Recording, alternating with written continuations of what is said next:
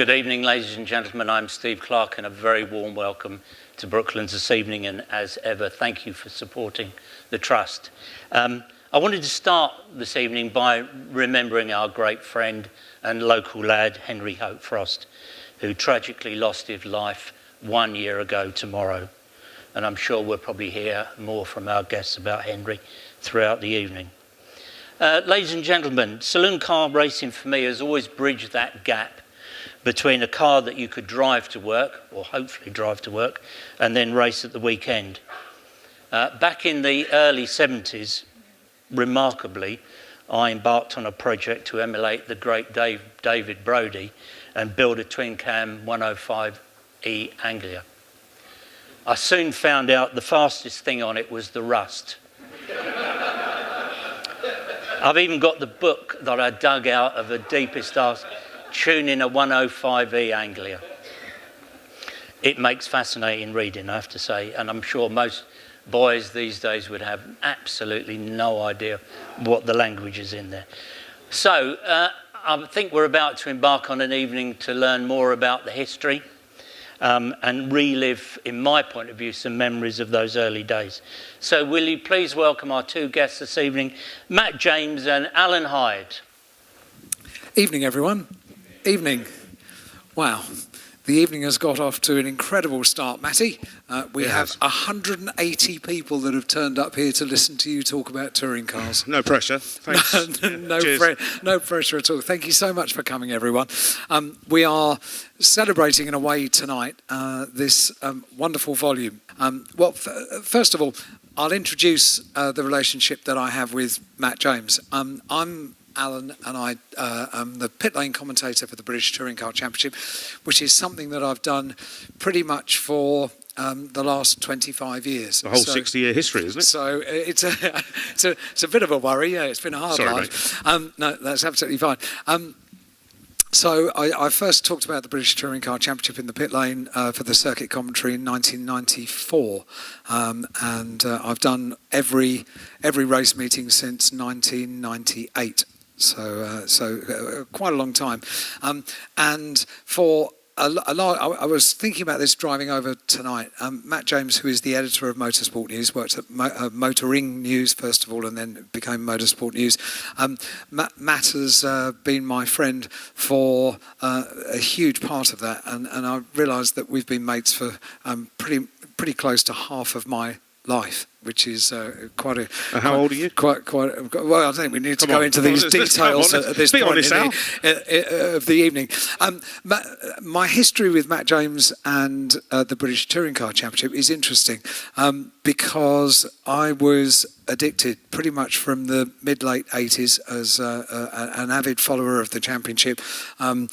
Some races that I went to see live, but the vast majority that I would watch on BBC's Grandstand in the late 1980s.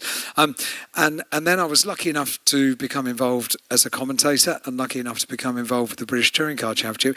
And for some considerable time, I tried to convince Matt that it was an important part of his job at Motoring News to come along to BTCC meetings on a regular basis. But you weren't keen, Matt, were you? Well, not all the time the TVR Tuscan Challenge was going on. See, that was your problem. You were a little bit caught up in the British GT package, weren't you? Yeah, I was. But it was your incessant nagging that this really is a championship that I have to go and pay serious attention to again. So 15 years ago you decided that you 2004. would maybe dip your toe in the water of the British Touring Car Championship, and the bug got you, didn't it? It was decided for me that I would go and cover that championship. But I'd had an interest in it going way back to the 80s. A couple of the drivers I followed ended up in touring cars when single-seater careers maybe didn't pan out how they'd hoped. So I was into it from early teens. When you came into the championship and started to cover it, and you've covered pretty much every race since you came in. You're going into your 16th year this year. It was a bug, wasn't it? A bug that bit you, and it bit quite quickly as well. It did. I think my initial scepticism, and this is an argument you hear quite often when people talk about the British Touring Car Championship, it's all made up. You know, there's ballast, there's reverse grids, there's different tyres, and surely Alan Gow controls what every result is. Well, when you get to see on the inside how the championship works, that isn't true. It just isn't true. The drivers wouldn't allow it to happen, and they're passionate about it. They're committed to it. And it's a really, really hard championship to win because of those things, because there are so many factors at play that can alter a race result or make something happen for a driver differently to what they might expect.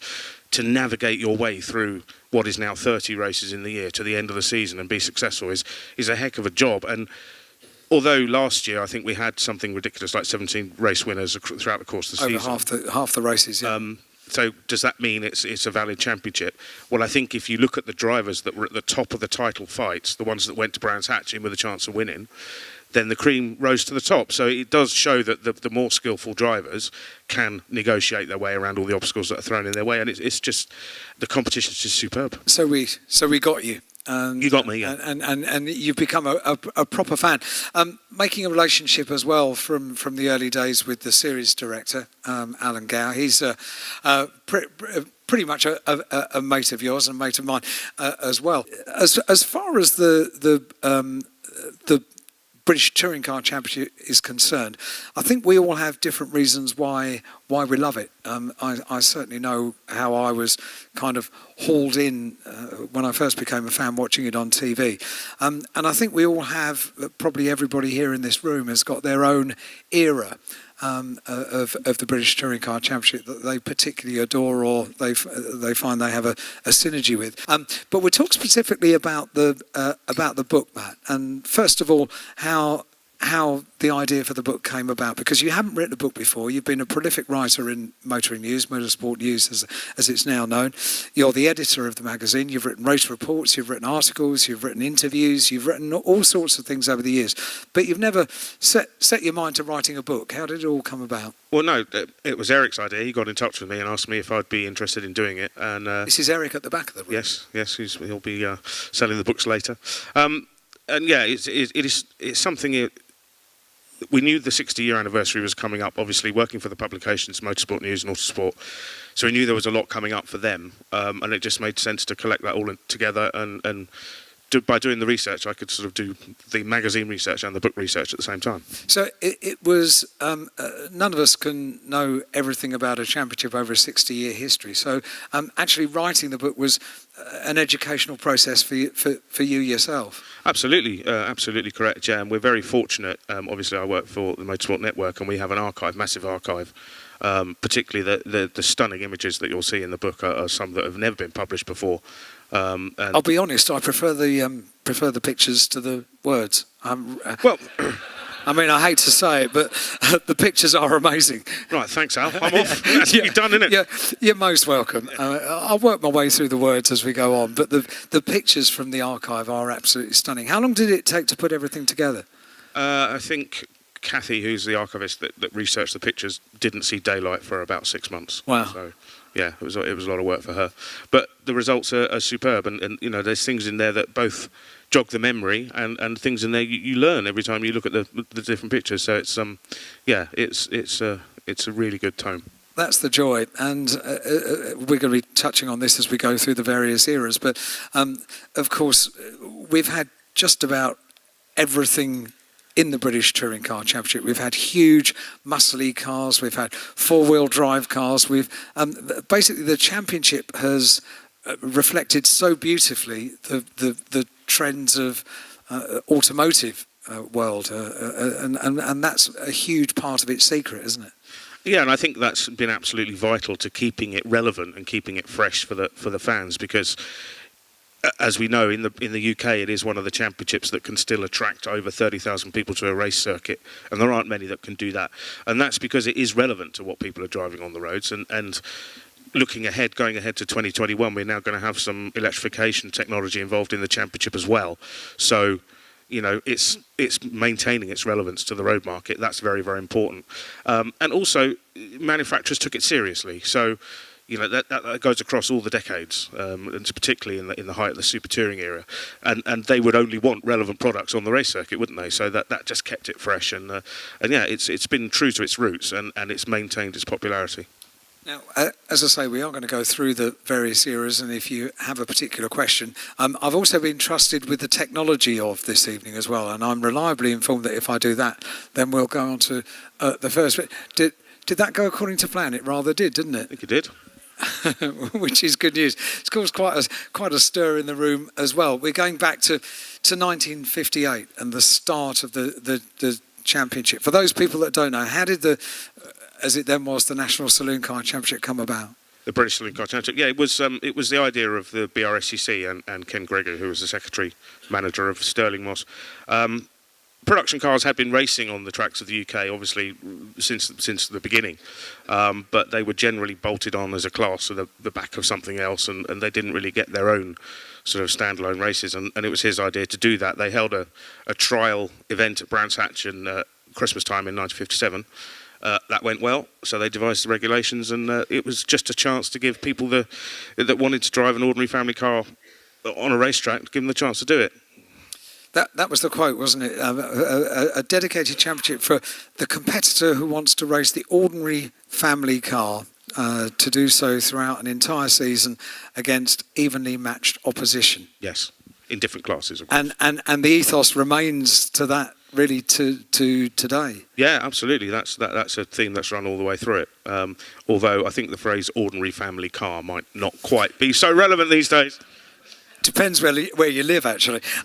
So the original championship was up to 1,200 cc's, 1,200 to 1,600, 1,600 to 2.7 litre and over 2.7 litres. So that's a huge spread of cars, isn't it? It is, and that's to try, obviously, to collect as many different models as people want to race.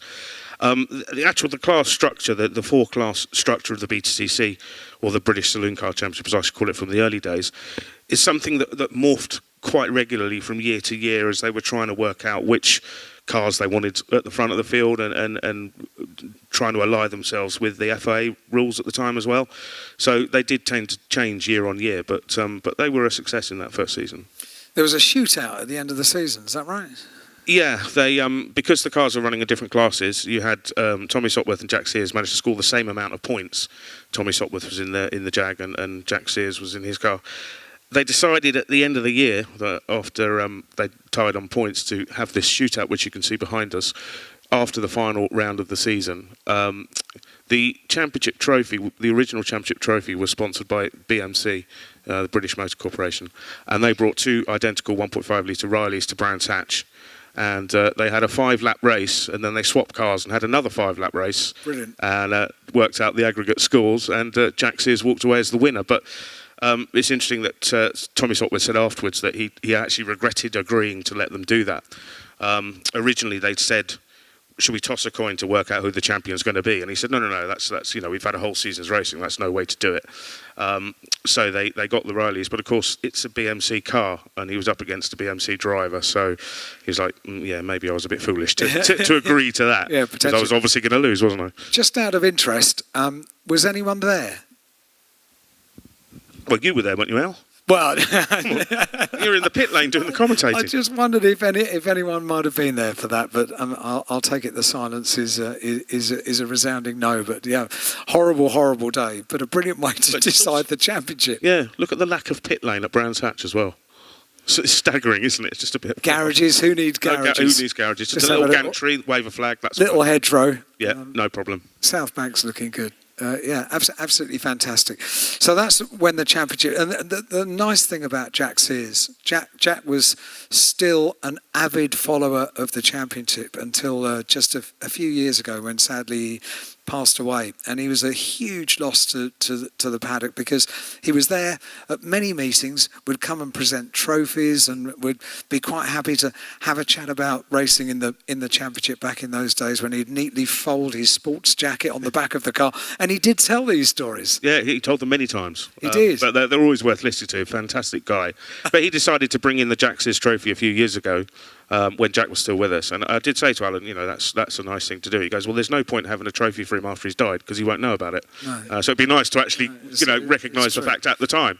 The most unfair thing that Alan Gow did was to make it physically the largest trophy we've ever had in the championship. So poor old Jack, when we got to the end of who is an elderly fellow, needed help to hand out the award. It's a huge trophy. It stands about that high. It's absolutely fantastic.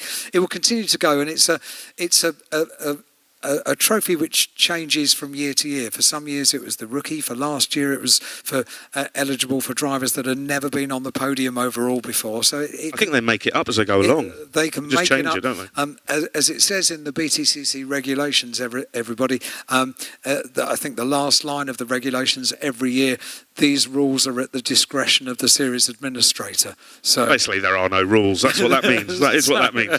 Hence my scepticism about covering the championship in the first place. But we got through that. It works, and it works beautifully. So we got to 1960, and we had a new era, the Super Tourer era. Yeah, 1960 was an odd year for the British Touring Car Championship, the British Saloon Car Championship, I should say. The rules were modified, and so there was a little bit more leeway with the cars in terms of what could be done to them mechanically. You still had the bigger cars on the grid, like your Jags and what have you, of which there's a beautiful example parked outside. But the champion would have to come from the under 1 litre category, the 1 litre division, when it was Doc Shepherd that won it in the end. So, in effect, the British Saloon Car Championship that year was a one-class category, which everyone says, that didn't happen until 1991. Not true, because it did actually happen in 1960. Production race at the British Grand Prix at Aintree. Yes. The production race at the British Grand Prix, where it wasn't a championship race, but it had featured all the regular championship guys, obviously being on the support bill of the British Grand Prix. And it was actually won by Colin Chapman, the Lotus founder, who at the time was thinking of buying one of the Jags, and asked Jaguar if he could take it on an extended kind of test drive, and they said, well, we can do better than that. We'll stick you in the entry list for the race at Aintree. And he went on and won it. So, for many years, the BTCC was a support race for the Grand Prix, the British Grand Prix. Yeah. And it was a huge platform for the championship. And we'll come on to this when we get onto the 1980s, 1990s, and the television coverage. But having that platform was a huge help to the championship, wasn't it? To be part of the British Grand Prix support package. Well, it certainly was, and the British Saloon Car Championship was very well known amongst F1 drivers. They'd regularly be taking part in the championship. And did that happen straight away? That Grand Prix drivers. Mike Hawthorne took part in again a non-championship race in 1958, and that was the very first year of the British Saloon Car Championship. So, the world champion of that year. And people like Graham Hill were regulars in the championship, and it even attracted the likes of Jack Brabham, Dan Gurney. Everybody came along and tried to have a go at it. They were regularly in the larger cars, though, at the front end of the championship, which meant they struggled when it came to winning overall points because of the way the divisions were split up. And it didn't mean that a driver was in the same car for the whole season. They would switch cars during the season. There was a huge amount of choice available for them, wasn't it? Yeah, and people were still trying to work out which was the best car to fit into the specific type of regulations that they had. So they were trying all sorts of different stuff at the time. So yeah, drivers were sort of gravitating around different makes and models. But the big success was the guys that were coming from the lower classes. So this is the Mark II Jaguar from 1962, Graham Hill. Yeah. Photographs, as I say, that adorn this book. Snetterton, is it? Oh, now you're asking. Yeah. Can anybody help? Good. Did you not know that, Al? Oh, I'm getting there. I remember the night races at Snetterton. When were the night races? I'm just trying to remember. 2002. 2002, 2003. Yeah. And that would have been my commentary point, just on the outside, standing with the spectators. We'll get on to that. Now, you said that you wanted to talk a little bit more in detail when we got on to picture number 3 for our little chat this evening. A little bit more about Jack Sears. Yeah. We need to talk a little bit more in depth about Jack now, I think. Well, I think that 1963 season was one of the sort of landmark seasons in terms of the British Touring Car Championship. it prompted one of the most iconic cars I think that's ever taken to the grid, and it'd be hard to disagree, the Lotus Cortina. Jack Sears actually started, Ford had realised that this was a really good promotional tool to have your cars winning in the British Touring Car Championship, and decided to take things quite seriously. They engaged John Wilmot to prepare the cars. Excuse me. And initially, Jack Sears ran in a Cortina GT, but they had a secret weapon. They had an idea, and that was to bring over the Galaxy, which was actually originally a NASCAR, and a absolute beast of a car. It's got 400 plus horsepower. It's got 450 brake horsepower, 7 litres. Yeah, imagine topping that up with petrol.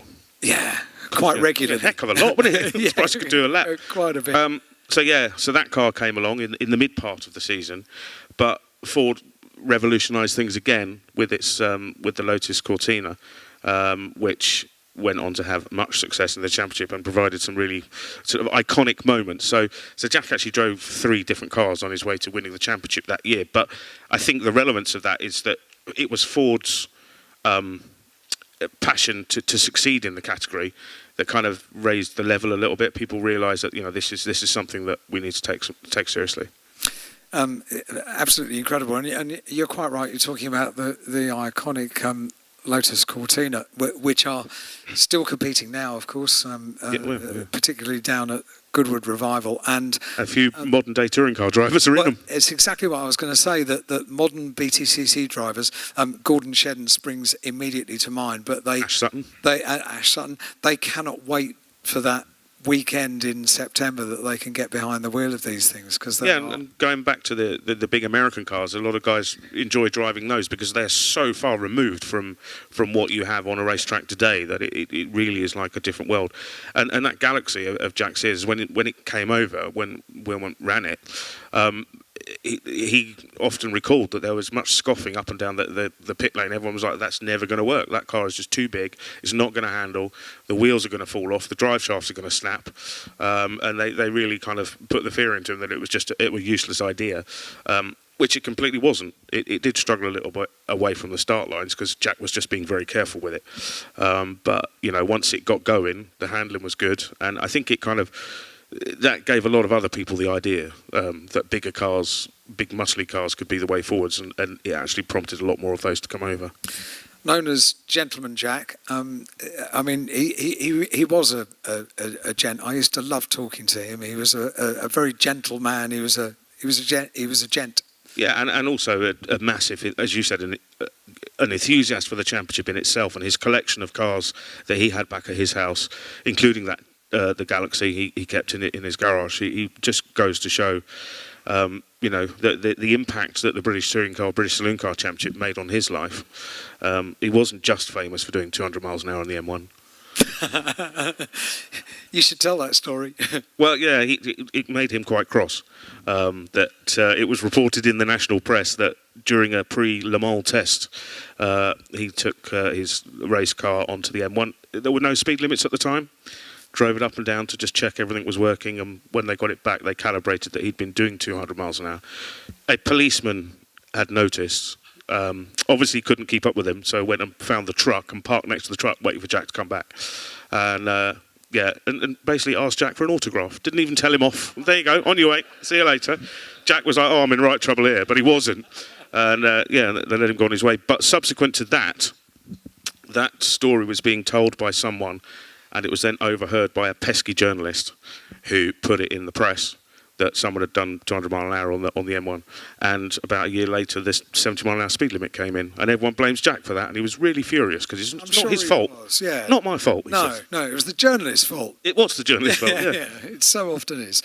Let's click a right and go on to 1970. Now, this is quite a car, the George Bevan Imp. I've recently had contact from George Bevan's grandson, who I think has found that car in Germany somewhere, and it's being restored. Bill Mcgovern was the king of it. The smaller class cars were clearly the ones that were doing most of the winning. The reason for that is that the top level cars were the class was for outright race wins and generally was more competitive. You had more top-line drivers in it. If you could find a nice little tiddler that ran nicely and didn't break down, it often gave you a decent shot of the championship. And yeah, Bill Mcgovern took 3 back-to-back in those. 3 titles in a row. Yeah, absolutely, yeah. Which is pretty impressive. Did anybody own a Hillman Imp in here? Did you? I used to get taken to school in one. Yeah. Not that one. Not that one. No. That would have been That very would have been cool. there quickly. Dad had a Hillman Imp, did he? Yeah, no, neighbour, but yeah. Oh, right. Oh, very good. Very good. Okay, let's get on to picture number 5. We reckon 1978, 79? Yeah, that's Richard Longman's car. Now, the Mini is obviously a car that is well associated with the British Saloon Car Championship, British Touring Car Championship. It's celebrating its 60th birthday this year. It shows you, and it's almost fit the profile of when the championship started perfectly. And people pretty quickly worked out that the great thing about the Mini was that you're not going to have to spend a lot on brakes because you don't have to brake. You can just go absolutely flat out everywhere.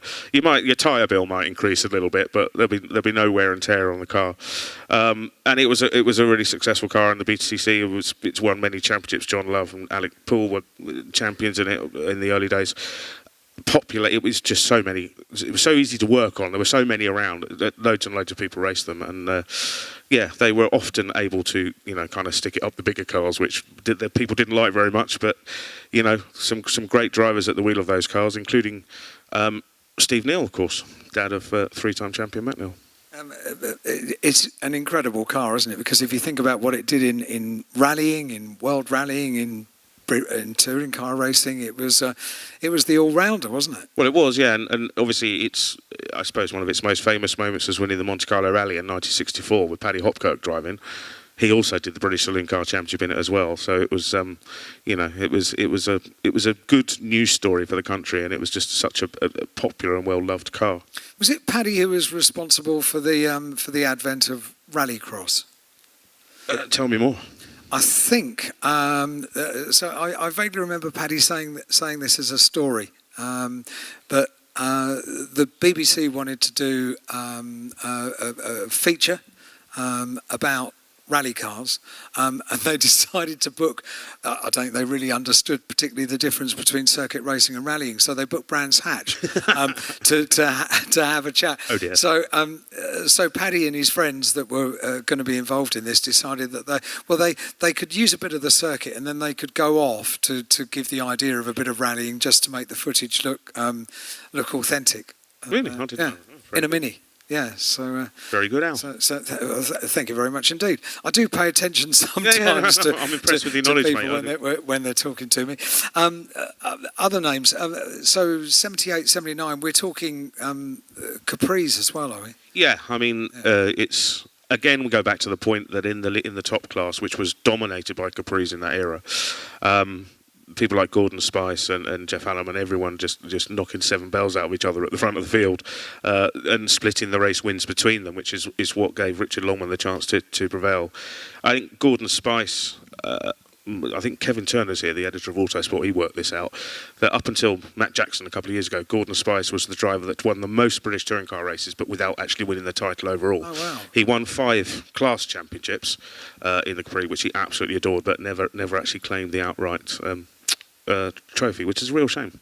Also, brilliant driver. Also, yeah, a great driver, a great character as well. Yeah, good bloke to go for a beer with. Yeah.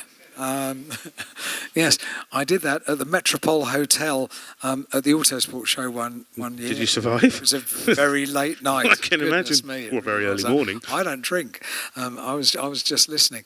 Okay, so we can press on. Hopefully, here we go. Right, I thought a few people might talk about this. We're up to 1985. I did say that everybody in the room has got their own era, and we're sort of coming into the era that both Matt and I began to have a regular every other weekend interest in the championship. I just put on long trousers by that stage. You know what I mean? So, yeah, I was a little bit older. 1985, Andy Rouse in a Ford Sierra. Again, this was very much driven by the manufacturer itself. I'm sure all of you remember that when the Sierra came out as the replacement for the Cortina, it was not very well received.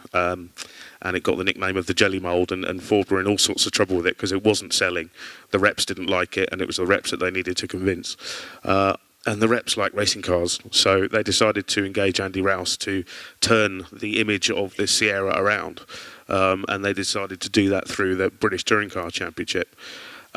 Initially, Andy Rouse used the Mercury, which is a car that was sourced from South Africa, I think it was, and that's the first sort of front-running car to be fitted with a turbocharger as well. So there was a lot of new technology for Andy to get to grips with. But once he had, that car was going to be the bedrock of the championship for I don't know 6 or 7 years, and it's one that is exceptionally popular.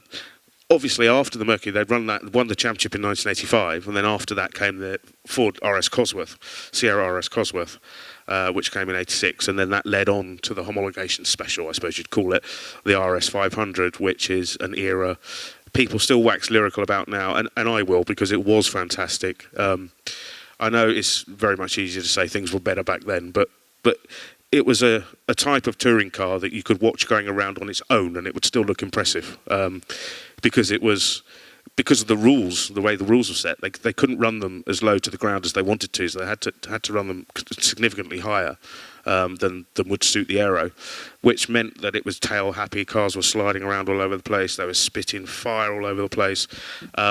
And Andy Rouse's company, I think he told me last year that there was one British Grand Prix meeting where Andy Rouse built or derived RS 500s, were about 18 of them on the grid at any one moment, which is absolutely staggering. And of course there are other versions of it as well. But yes, some brilliant battles at the front of the field. But again, it didn't feature in terms of overall championship results because it was the little classes that were taking the glory. It's a real shame. Still a class structure. And in fairness, when you said that you can quite happily watch the Sierra running around on its own, with Andy Rouse at the wheel, very often that was the case because he was incredibly dominant, wasn't he? Yeah, he was dominant. But Steve Soper had a few things to say about that when he came over. Obviously, there was a World Touring Car Championship in 1987 and '88. Eggenberger were the dominant force, the kind of the works supported team from Germany, and they would send. Black. Yeah, probably I think one of the best liveries ever to be on a British touring car, and they would send Steve and sometimes Gianfranco Brancatelli over to the UK to kind of try and rein Andy in a little bit. And I'm sure you've all seen the classic race from Brands Hatch with Andy Rouse and Steve Soper just absolutely going at it all the way through the race. Just a phenomenal car. I mean, 550 brake horsepower, and they weren't, they weren't fat tyres. You can see the tyres aren't nowhere near as big as even are today. So trying to get that level of grip down onto the road made things extremely tough. But it was the RS 500 is probably the ultimate iteration of a Group A car. Yeah, they all came together and had the Tourist Trophy up at Silverstone, didn't they? No. Yeah, they did. Yeah, and that was again, you got all the best drivers from Europe coming over, plus some from Australia even, up against the best of the Brits. But yeah, that's right. Yeah. But the Brits were able to hold their own. That's because the level of competition in the British Touring Car Championship at that stage was absolutely superb. Absolutely. And it worked for Ford, didn't it? Because it did make the car cool. And when you talk to people, I told you the reps love their motor racing. Clearly. Because they went out and bought it. And when you talk to people, for many people, they do talk about the Sierra as one of the iconic cars of the British Touring Car Championship. We talked about the Mini and the Lotus Cortina, but the Sierra's right up there, isn't it? Yeah, it's definitely the car of the decade. Sorry to say that for any Rover SD1 fans, but that's definitely the Sierra is definitely the car of the 1980s. And now at the end of last year, or towards the end of last year, Motorsport News announced the result of a poll which you conducted. And Autosport. And Autosport as well. To find. So, what was the poll, and who did you ask?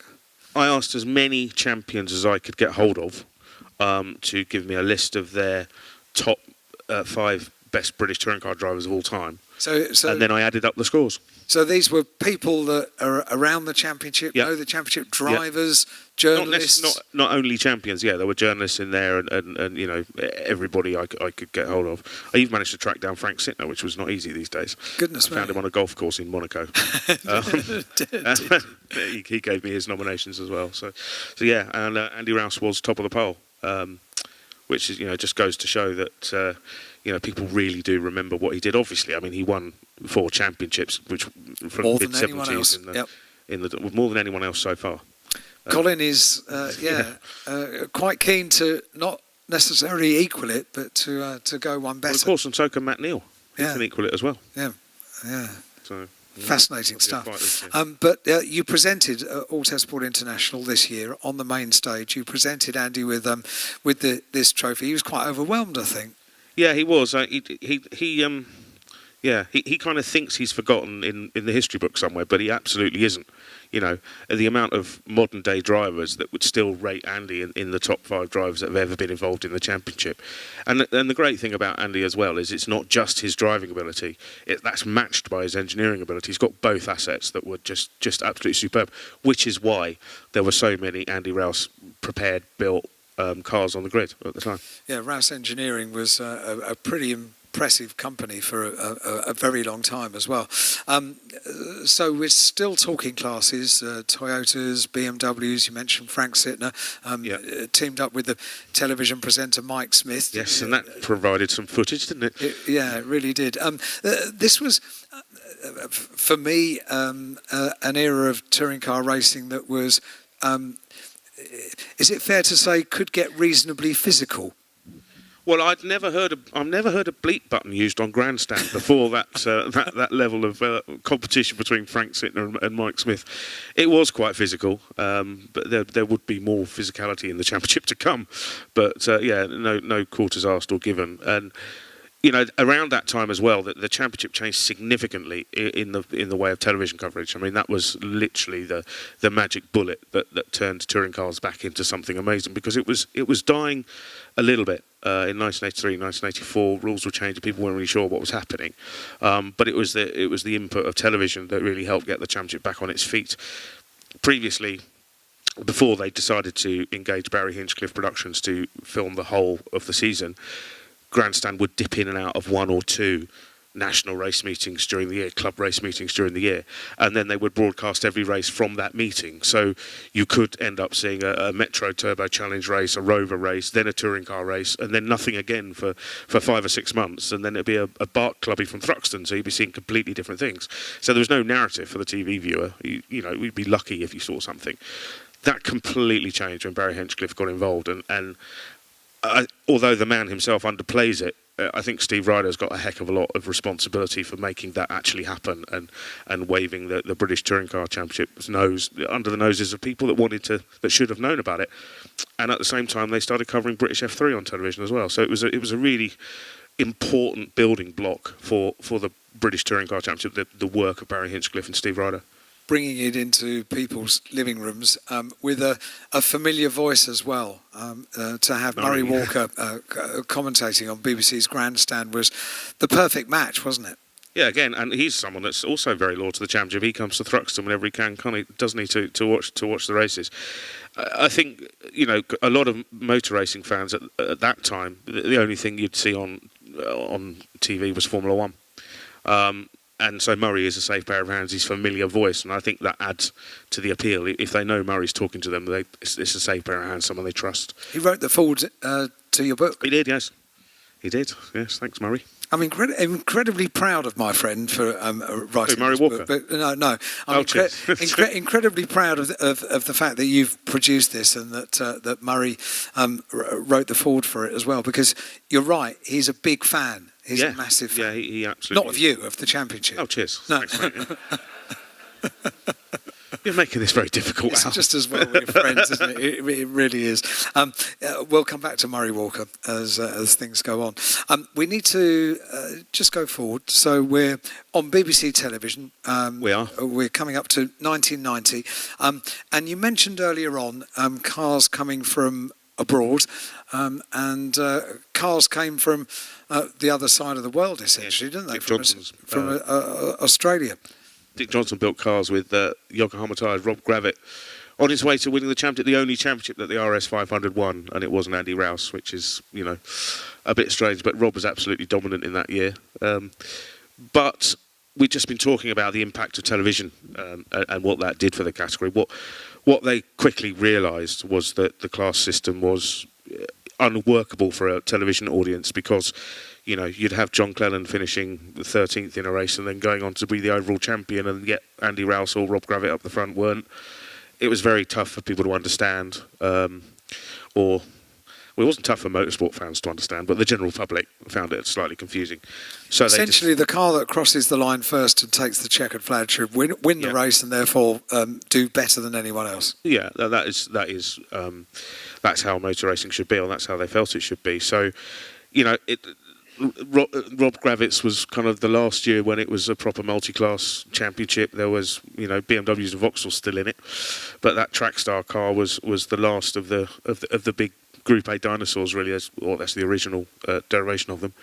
And then that was it. They were beasts of cars, those Dick Johnson cars, when they came over. Well, you see, the Yokohamas gave that one too much grip, so it didn't have its tail out as much as the others, so I'm not particularly a fan, but there you go. And Rob Gravett in a Ford Sierra RS 500 from 1990 in that picture. You mentioned BMW and Vauxhall. We'll come on to Vauxhall in a couple of moments, but BMW have been a pretty regular feature of the British Touring Car Championship, not just the British Championship, but touring car racing around the world. Yeah, way back to the 60s as well, in the British Saloon Car Championship. And I think there's a picture in the book, actually, of one in the 60s. The 6 Series cars, the 635s, were, you know, very popular in the championships. Well, the gorgeous cars. I can hear Kevin Turner from Autosport admiringly thinking about that now. But it was when the 3 Series came on, the perfect kind of touring car, and we're having one back in the championship this year now. But that first came along with the M3 version, which ProDrive built in 1986 and 7. Gorgeous car. Absolutely fantastic car. So Rob Gravett, champion in 1990. That's a nice picture. That's a beautiful picture. Yeah, Will Hoy, 1991. 1991 was a very significant year, wasn't it? Yeah, this is when the one format of car was basically adopted. Older cars were still allowed to run, but they were so heavily penalised that they really wouldn't have stood a chance of overall victory. So this is where you did get the driver who crossed the line first battling it out for the championship. It was there was a think tank of people. TOCA was basically in its early stages of being formed. David Richards from ProDrive, Dave Cook who ran the Vauxhall program, Andy Rouse, Alan Gow, the TV guys. They all sat down and kind of derived what they wanted the championship to look like and what they wanted it to be. And, you know, that is a hugely significant part when you've got that many technical boffins sitting down together and working out what's going on. That's what kick-started taking the championship forward. It did. It exploded in a way that perhaps nobody could predict. Maybe Alan Gow had predicted it. But this guy came over from Australia. So not only did Australia give us some pretty whizzy Sierra RS 500s, they also gave us the guy that was going to take over and run the championship. He had a good experience of motorsport over in Australia. Good mates with Peter Brock. And they ran a team over in Australia. I love the fact that we've got Will Hoy here. It's a fantastic, iconic. It's an overused word, but it's an iconic livery. Looking back on the British Touring Car Championship, and another one of the true gents of the championship, Will Hoy. Yeah, Will was a really smashing guy and a great ambassador. Such a mild-mannered guy. You wouldn't think you'd be fitting in with the likes of John Cleland and Steve Soper and what have you. But absolutely. But yeah, and speaking of John Cleland and Steve Soper, I guess that takes us on to 92 quite well. Which was, you know, the championship was finding its feet as a one category formula, and it needed something, and the battle between John Cleland, Tim Harvey, and Steve Soper in the final round at Silverstone was something that has become possibly the defining image of the British Touring Car Championship. Actually, for those that don't know, Steve Soper mercilessly rammed into John Cleland and took him off the road, according to John Cleland. But yes, they came together at Luffield at Silverstone, which handed the championship to Steve Soper's teammate Tim Harvey. Tim and John don't really still talk, do they? No. They're still angry about that. Yeah. I mean, they pose for cameras occasionally and shake hands and smile. And but there's the barbed comment when the other one's not listening. You know, they're still at it. It does, and it made for fantastic television as well, didn't it? Yeah, it was fantastic TV. It put touring cars back on the front page of Autosport, and it was the man's an animal. Yeah. John's iconic line, "What are we doing here? Is this stock car racing?" That's what he said. It was very, very good. But yeah, it really did bring the championship to the front and centre, exactly what it needed. And you know, Gal did say afterwards his only regret was that was the last round of the year, because if it had been the penultimate one, imagine what the crowd would have been like at the finale. He said, why couldn't they have done that earlier? He said. Yeah. It's absolutely right. I mean, the balloon of interest in the championship, this first part of the 1990s, was absolutely immense, wasn't it? Should we move on from the decider in 1992 to 1993, and another idea devised by Alan Gow, the series director, to have a shootout, which was again not an original idea, because we had just nicked it from 1958. He took all the cars to Donington for a shootout, but the big factor was attracting a certain IndyCar champion at the time, Nigel Mansell, to come over to Donington Park and take part with the regulars in a Ford Mondeo prepared by Andy Rouse. And that automatically drew masses of media coverage, mainstream media coverage, because our Nige was back. But it was brilliant. It was also brilliant that he did it, that he wanted to do it. Yeah. I think the remuneration in his bank balance might have helped Al. Potentially. But no, he did it, and unfortunately, as you know, didn't end particularly well for him, did it? No, it didn't. Do you want to expand on that? He lost control of the car and went into the stanchion of Starkey's Bridge and knocked himself out. So, not great. Went to hospital. Yes.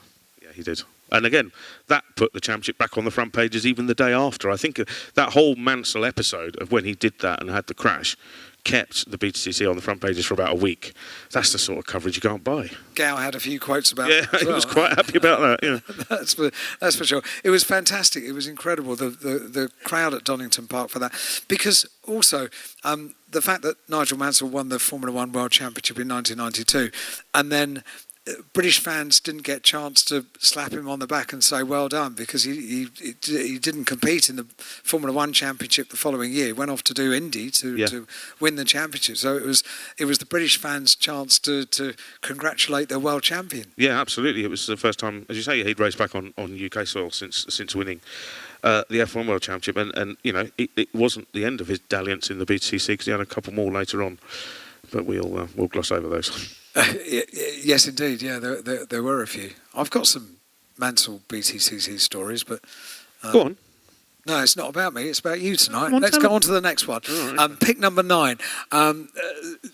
It's a fantastic car. The Alfa Romeo 155 Silverstone. So it was a special edition. There was a bit to be said about. I know someone that bought a 155 Silverstone. Was it Ian Titchmarsh? No, he never bought one. Oh, that was a guess. No, he never bought one. But it had to have a little bag of tools in the back of the car when you bought it from the showroom to prove that the rear wing was adjustable. That was the way it was homologated. It was a very good way of circumnavigating. Well, not circumnavigating the rules, but just pushing the edge of the envelope when Alfa Romeo came over and really ramped up the aerodynamics that were involved in the super touring era of car. They did originally, as you say, sell the Alfa 155 Silverstone with bits in the boot, and they didn't actually fit them to the car. Splitter was significant. It was a recall, actually. You have to bring your car back. We forgot to give you the bag of tools. Yeah. Just in case the scrutineers buy one, they needed to make sure that everything was right. But yeah, the Splitter was way beyond anything that anyone had seen before. I mean, Alfa Romeo in the championship in itself is a fantastic thing, because it's a wonderful brand. But they came over. They didn't engage a British team to run it. They actually ran it themselves. The Italians, lots and lots of espresso coffee machines knocking about the garage. I was going to say, the smell of coffee brilliant. Down the pit lane was absolutely fantastic. And Smiley Gabrielli Tarquini as well. It was always good fun. But they based themselves out of ProDrive and ran the car throughout the year. Rival teams, of which everyone was in works teams virtually at that point. Rival teams weren't too keen on it. protested them. Alpha went off in a huff and didn't contest the round at Alton Park. There's that iconic television coverage of the truck leaving Alton Park, isn't it? Yeah, they'd had enough. They threw their toys out of the pram, and then it was. But they actually had to reduce the level of aerodynamics on the Alfa Romeos because everyone else was complaining so much. But they did eventually come back. The car wasn't as quick as it was in the early part of the season, although Gabrielli did manage to win a couple more races and become the champion.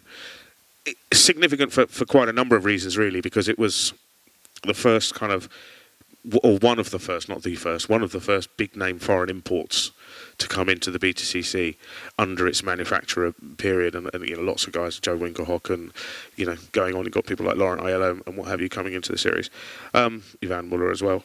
It took the championship from being, I would suggest, something that a good amateur could aspire to do, into something a little bit more different. Amazing teams with amazing ability, amazing drivers, and because they were all works teams, the driving got a little bit more robust because it wasn't just someone looking after their own car, it was someone else's car, and they were there to defend the honour of that particular manufacturer, so they would be more than happy to engage in a little bit of argy-bargy. The defensive driving was probably as strong as it's ever been at that point. And with the manufacturers coming in, the budgets went up, the drivers' wages went up, so the stakes just got higher and higher and higher. And then 96, 97, when we welcomed in Williams Grand Prix Engineering to run touring cars, this was another big step. It was, yeah. And, that was because these cars, the Super Touring rules, you could run the cars virtually anywhere in Europe and outside of them as well. So they were sort of multi-purpose touring cars. So for a manufacturer, it was a big market to pitch themselves into. People like Audi, BMW, as you say, Renault, when they came along, everyone knew that it was really important. And just looking to find that extra edge, they obviously figured that Grand Prix teams or Tom Walkinshaw Racing, of course, having been involved in it as well, that was just the extra edge that they needed. And with Williams Grand Prix Engineering, also spurned a new double champion that's still in the championship now. There's a great story of how Jason Plato managed to stalk Frank Williams to get the drive. But he had a test. He had a rookie test in the Laguna, and was very, very fast. But got a letter from Frank saying, "I'm sorry, you haven't got the drive because we need someone with a higher profile." And they were talking about people like Jean-Christophe Bouillon, Formula One driver, and Jason got the hump and drove to Williams and expressed his thoughts in a polite way, and Frank changed his mind. He's just announced that he'll be back for another year this year in 2019, which is fantastic news. Williams Grand Prix Engineering had a 60-member team. I mean, that was a huge operation. Absolutely, and when Jason got the drive with them, in 97, he said that they'd go testing in Spain, which is not unusual. They still do that today. But he said there would be 3 Arctic trucks that would come down just full of tyres, and one of them would just be for him. A whole articulated lorry full of tyres. It's like the budgets involved were just astronomical, and the levels of technology that the teams are employing as well. It was spiralling, wasn't it? Yeah, it went up quite significantly. We also saw around this era the advent of 3 chaps that got together and formed 888 Race Engineering. Yes, Roland Dane, Derek Warwick and Ian Harrison. Ian had originally been part of the Williams crew. Ian Harrison, a former team manager at the Williams Grand Prix team, had been part of the touring car crew, and then sort of decided to devise his own team with Roland Dane and Derek Warwick. Got the Vauxhall deal, and 888 is probably one of the most successful teams that's ever set foot in a BTCC paddock.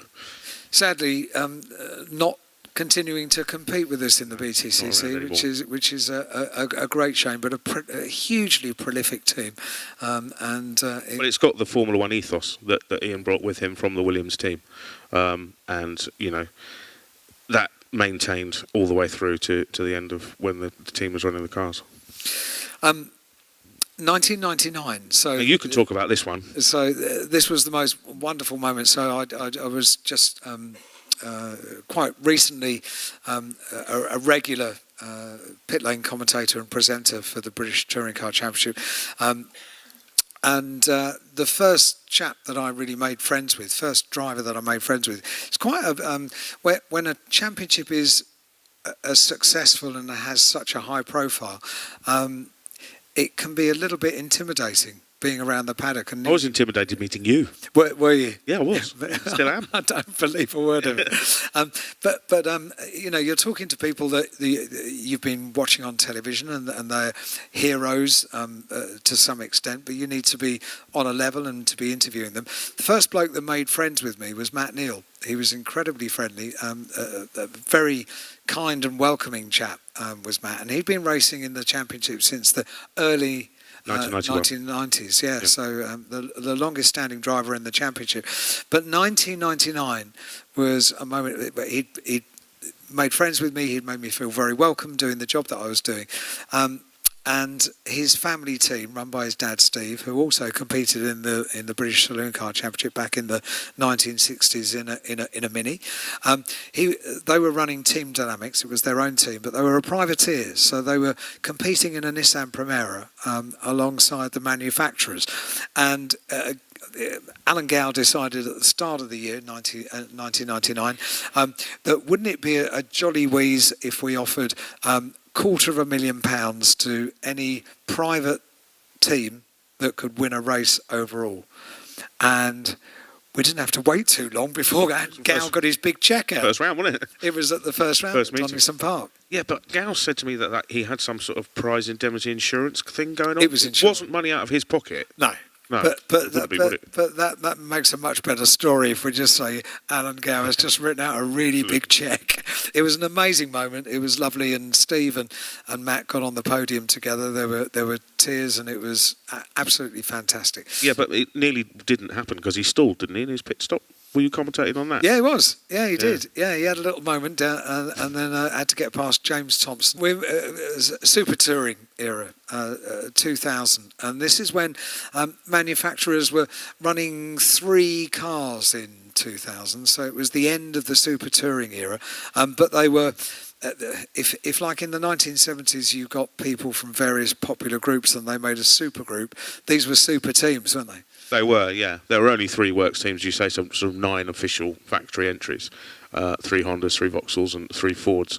The Fords were run by ProDrive, and they put together Anthony Reid, Rickard Rydell, and Alain Menu to drive them, which is, yeah, as you say, as close to a supergroup as you probably think you could get. The super touring rules had been evolved to such a degree in terms of the aerodynamics, the sophistication of the car, what they were doing. The rumour is that to win the BTCC in 2000, which Alain Menu did in the Mondeo, they spent £10 million doing it, and that was just running 3 cars, which is why a lot of the manufacturers had walked away at that point, because they simply couldn't stump up that sort of cash. And I think they realised that a crunch point, was coming for the BTCC. Things needed to change. It's interesting, actually. We did a piece in Motorsport News a while ago, where I was trying to define what was the greatest era in the BTCC in terms of lap times and what have you. And the Super Touring era car from 2000 still is the fastest that we've been, but that was at Thruxton. It's one of the Vauxhalls.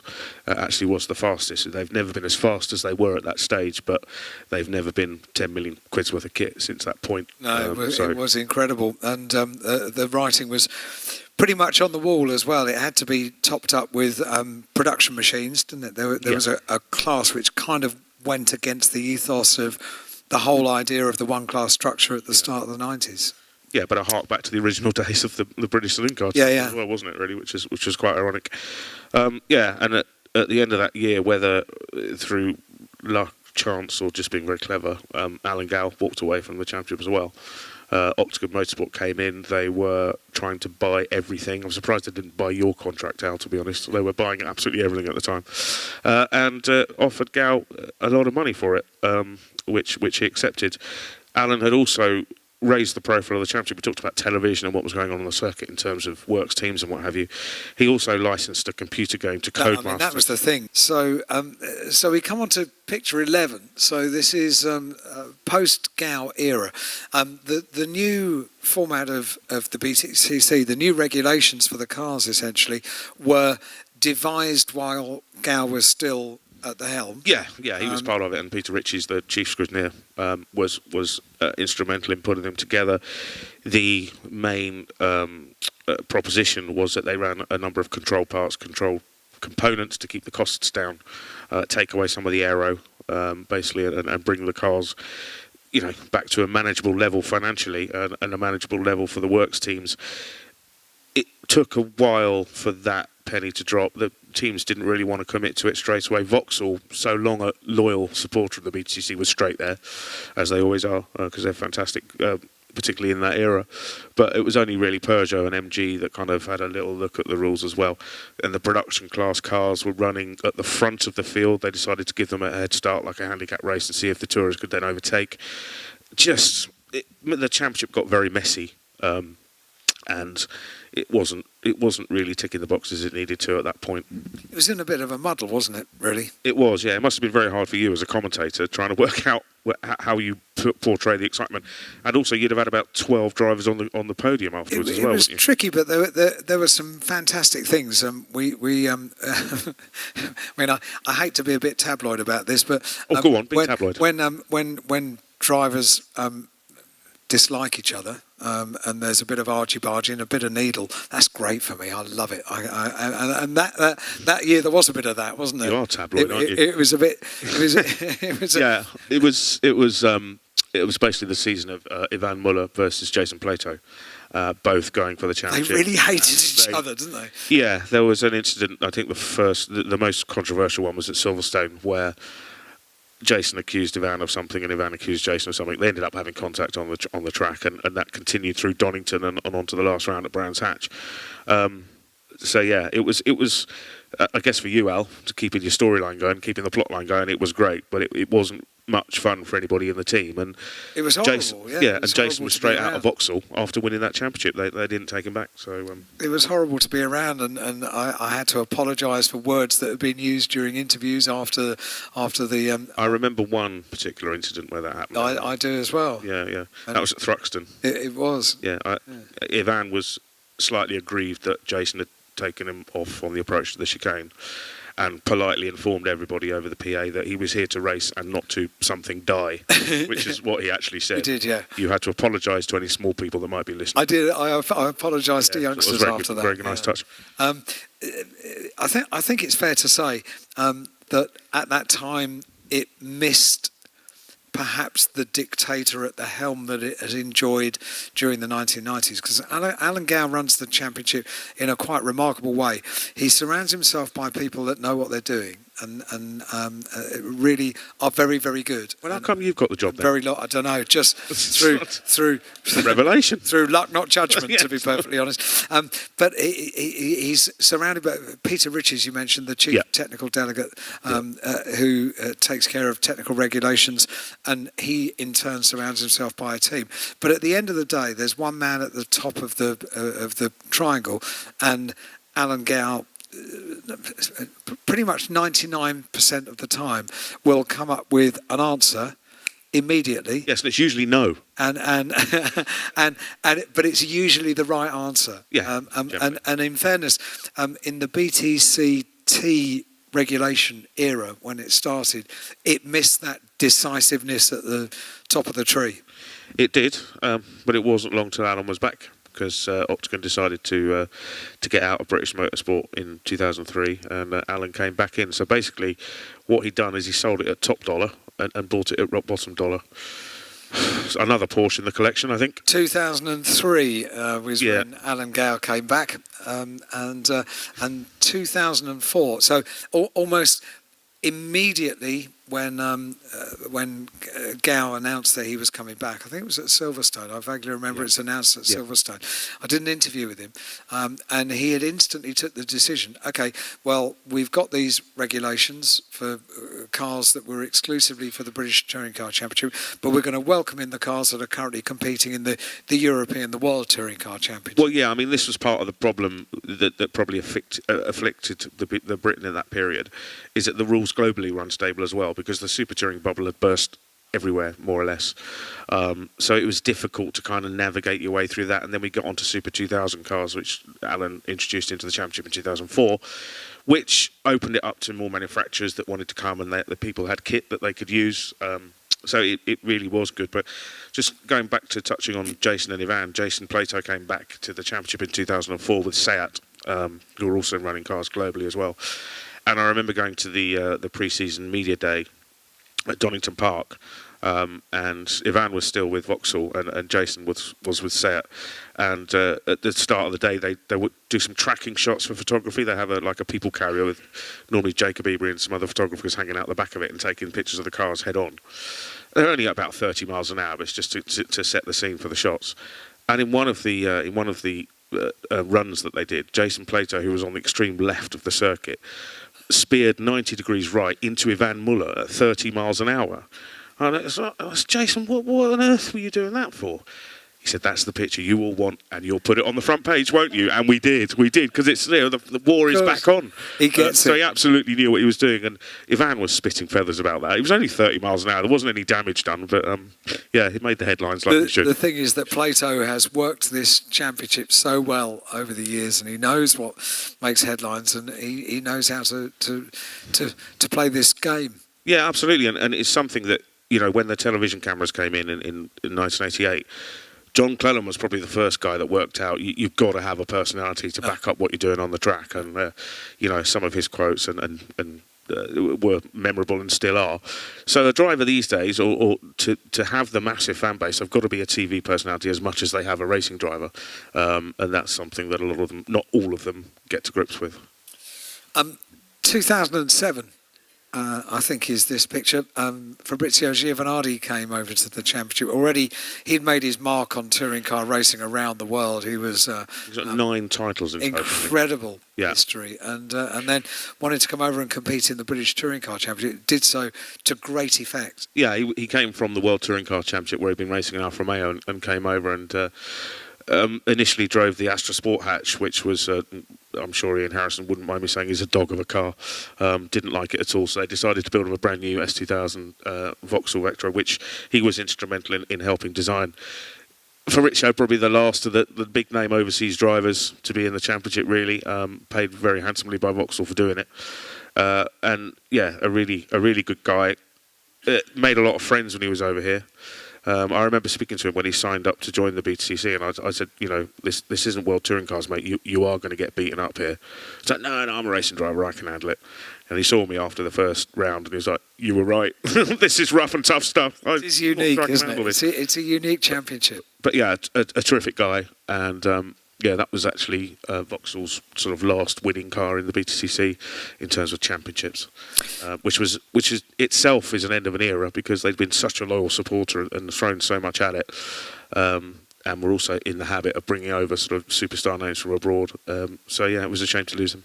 That went down to the end of the season, but it was an interesting one because it was with Giovanardi and Plato for the finale. But Plato had already started to become a television personality, test driving cars, and he was injured at the end of the year for the show. Yeah, he was test driving a car on a supercar for Fifth Gear, which is the program he did. What it was? It's a Caparo T1. Is the name of the car. Well remembered. Caught fire. And it caught fire, yeah, and burned. So it wasn't that super, that car, was it? Sizzling.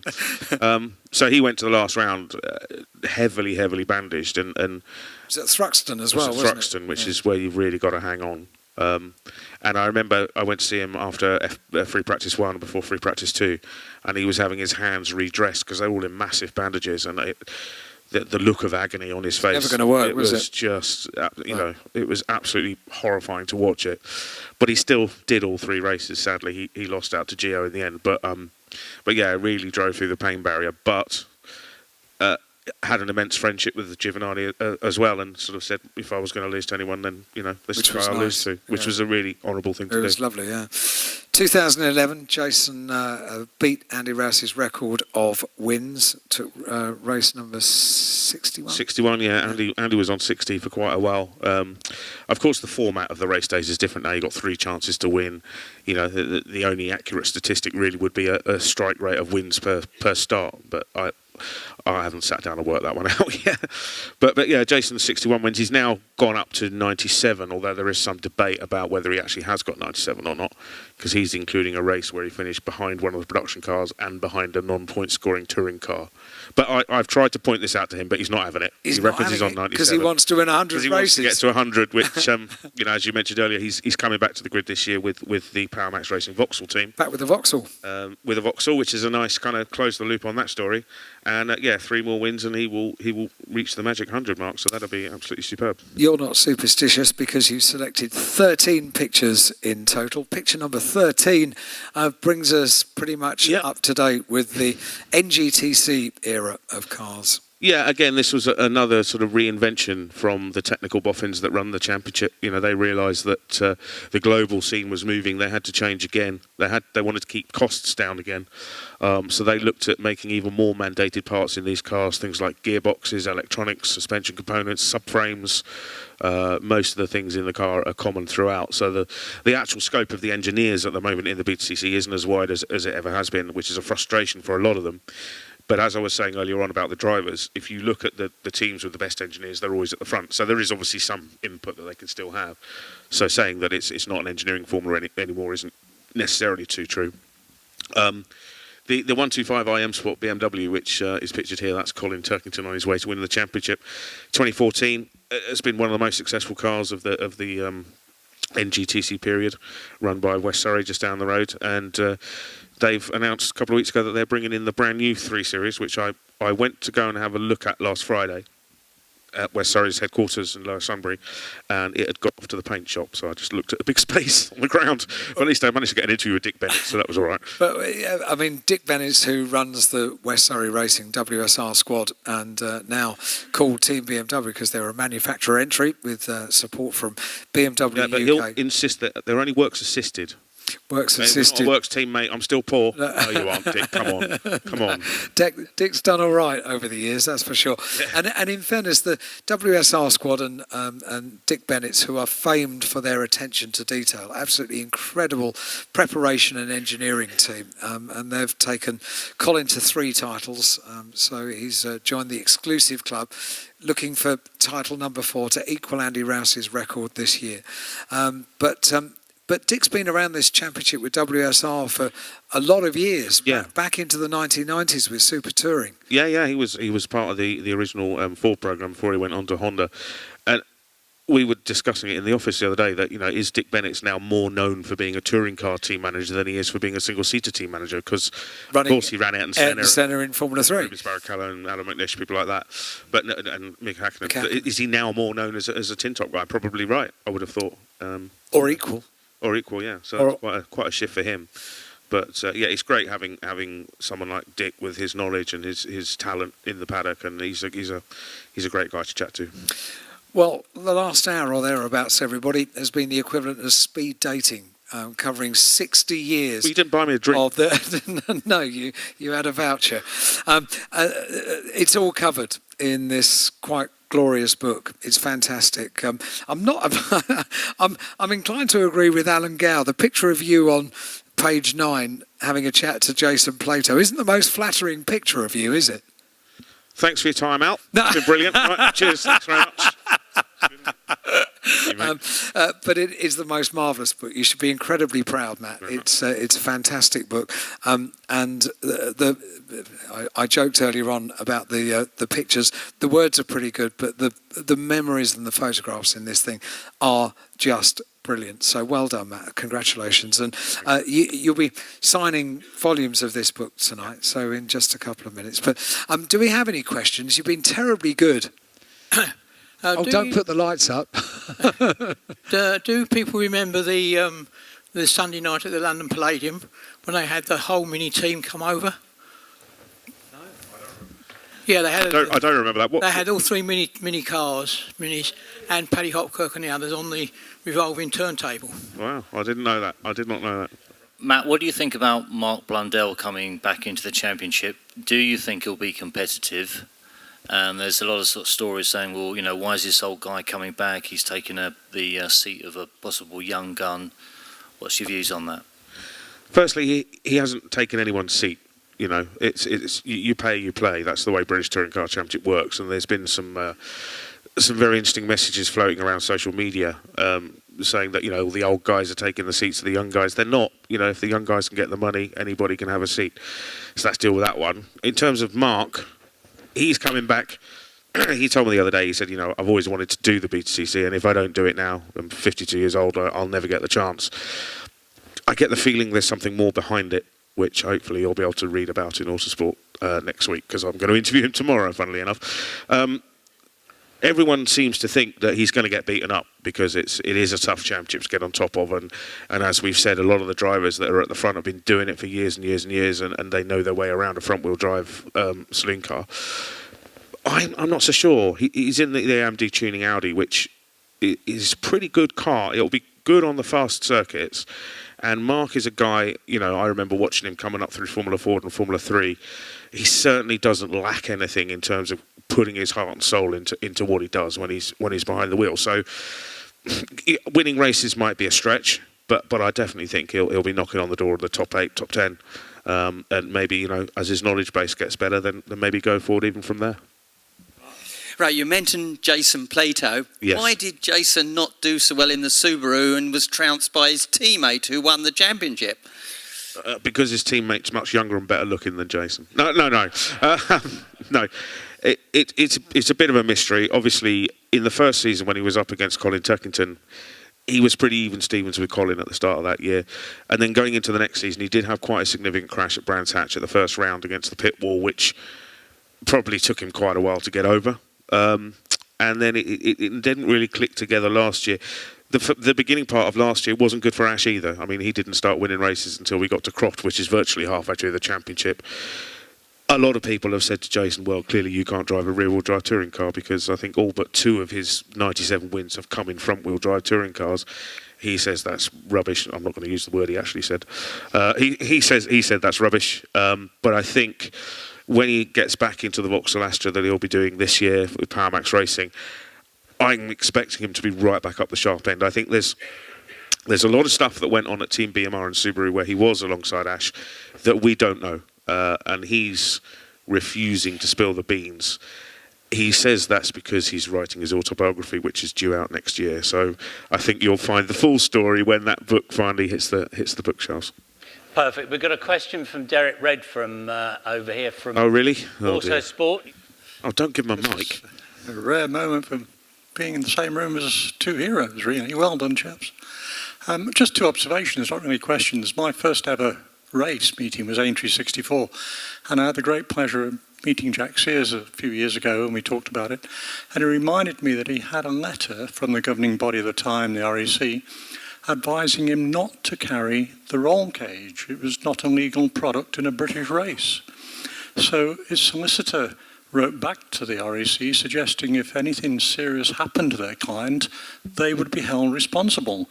And forever and a day afterwards, roll cages became pretty normal, really.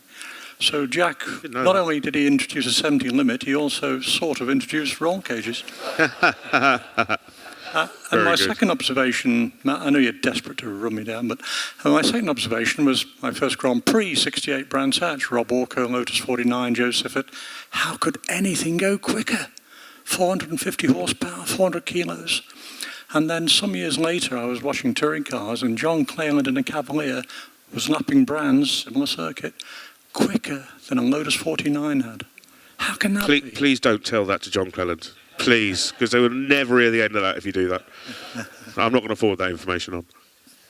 You talk about Jack Sears and the Galaxies, but if my memory serves me right, Duane Bailey? Yes, Duane Bailey. Used to run one. Yeah, and absolutely. I think it was John Whitmore, or was he a Cortinas? Sorry.